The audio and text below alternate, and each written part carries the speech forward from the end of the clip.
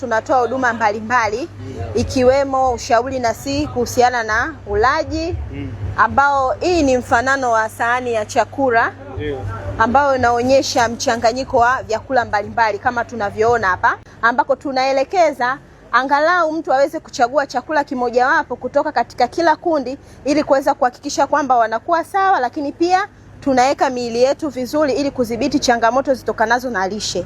Jina naitwa Lakshipo. Nimeweza leo kutembelea kwenye banda la 8, banda la halmashauri ya jiji Dar es Salaam kwenye masuala ya lishe. Matokeo yametoka kwamba uzito wangu umezidi kidogo.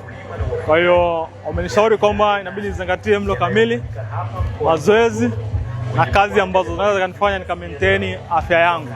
Kwa hiyo nakaribisha yeyote ambaye yupo kwenye maonyesho ya 8 aweze kufika kwenye hili banda la halmashauri ya jiji Dar es Salaam kuweza kuangalia kuhusu afya yake, uzito, na atashauriwa mambo mbalimbali.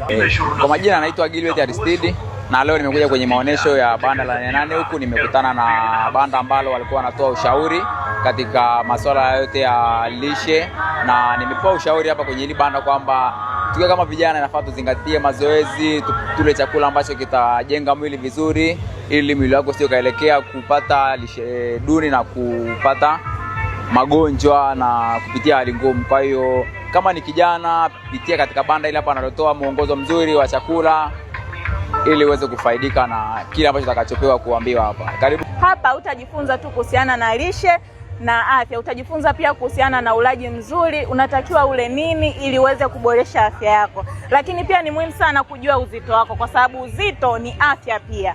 Kwa hiyo nawakaribisha sana, tujifunze pamoja, tupime pamoja, tuelimike pamoja. Nguvu kazi ya taifa inategemea sana afya zetu. Karibuni sana.